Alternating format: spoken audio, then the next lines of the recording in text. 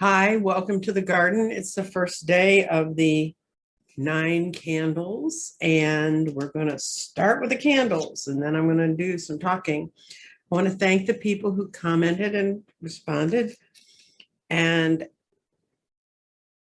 got a hold of me and let me know, what their own concerns were. I'm lighting the first candle right now.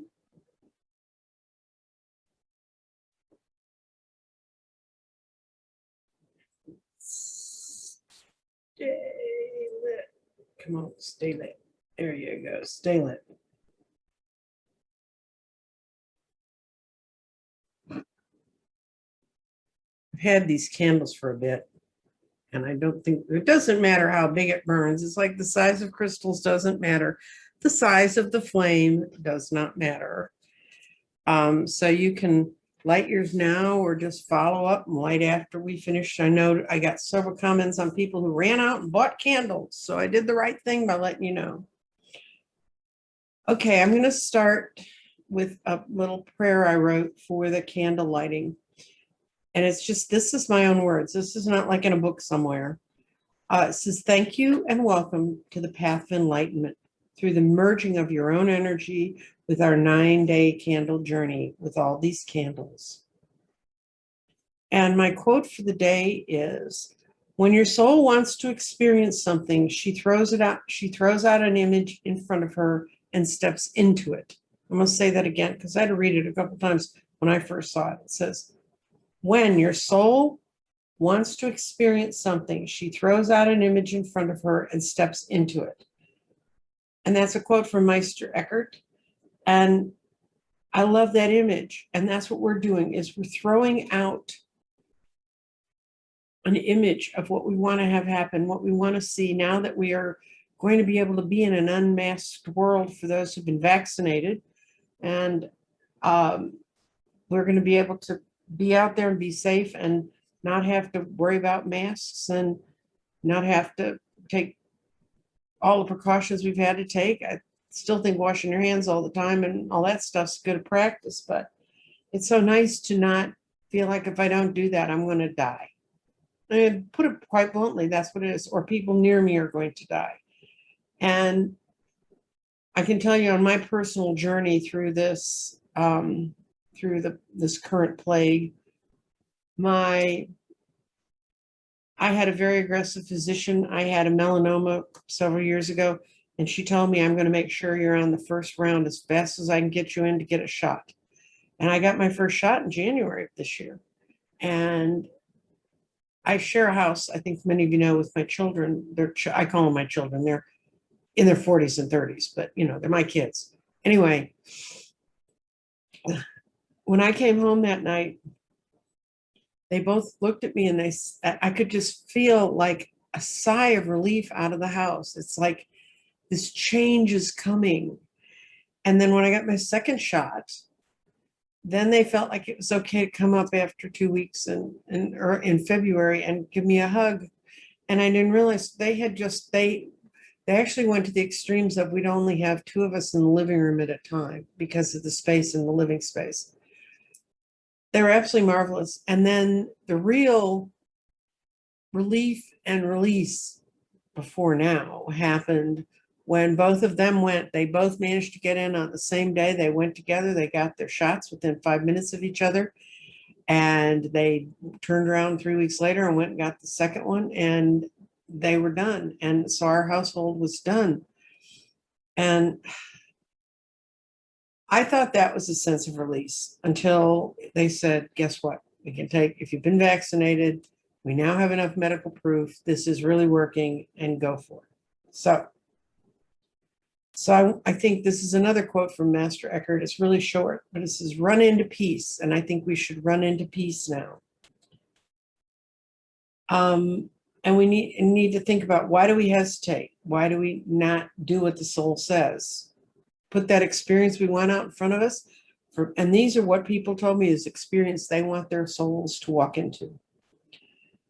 They want us to pray for peace and to calm the waters and to bring abundance to support us. They want food for those who are in need, healed to be healed from COVID, all of the scars of COVID, the loss of the loved ones, the money stress, and to somehow in this new paradigm to ease political divisiveness. And then that the working class people in our country, people who work for their hourly wages, will have good paying jobs, health care, and on a personal note, that person added continued good health for herself and for her boyfriend. Those kind of sum up what the things were that people wanted to have happen. If you have more comments you want to add tonight, please do. If you're watching this on Saturday night and you're available from 5 o'clock on tomorrow, I'm actually opened this up, and I told some other readers that I was going to be doing the 9 candles. So they've said, oh, can I come in and be part of it? Or an artist friend of mine, she said, I'd love to be part of that. And we're going to talk about kind of how I feel they fit into stepping into the new abundance. So if you happen to have time in that space tomorrow, which will be Sunday, the 16th, because I'm going to be going out of town and all of these candles are going to be lit and the ceremonies are going to be set up today and tomorrow. But I have 3 slots left on Sunday. If you are interested in doing a side-by-side when we light the candles and talk about rituals you use in your life, tomorrow I'm going to talk, in my next show, I'm going to talk about rituals, but rituals that you use in your life. I'd love to hear about that, and I'd love to bring you on so you can talk about it. If you need to email me at crystalsdirection.nancyjean@gmail.com, and it's only going to be open for Sunday because I'm going out of town and I have to get all these 9 in so that tech support, who's also going through some changes for himself, can get all this up. The other part is, in the center, you see this wonderful stone. And life is full of surprises and most surprising things. And this is called a chrysanthemum stone. The little clear crystal in it is a crystal quartz point. It's a beautiful crystal point, but it's holding it up so you can see the chrysanthemum and the chrysanthemum stone. That was not painted on there. That's actually the minerals. Those stones grow that way. Some of them, I've seen one that's like 3 feet wide and a chrysanthemum in the middle. It's just the minerals ooch out through each other. They explode, they combine in the volcano, and they quick cool, and this is what you come up with. There are also things called writing stones. They look like hieroglyphs on black stone with white. And it's when I've looked up what's the stone good for, because I have, different stones have different vibrations. And this one just truly is just fun. It's just fun to have. It's going to be in the middle of our 9 candles for the 9 days because we need a release. We need to have fun. There's a lot to be gained from just relaxing and enjoying things. And there's a lot to be gained from just deciding I'm going to giggle, I'm going to have some fun. And this stone, I used to have it on my table when I read, and people would come up and they just talk to me about it because it's so fascinating that Mother Nature just makes this beautiful flower in the middle of that stone.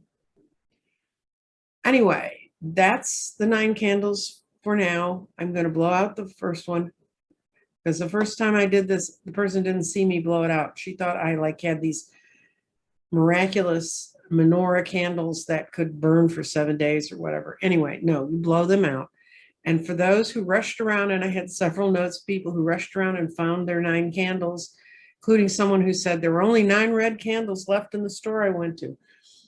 Good for you. And light your candles along with me. And if you just want to follow this ritual this time and then personalize it and bring it into your own life, that's also what you can do, because the first time I did 9 candles, I only did it for myself. And just to try it out and give it a shot. Thank you for joining me today. I look forward to seeing you. That's 9 candles, day 1. Bye.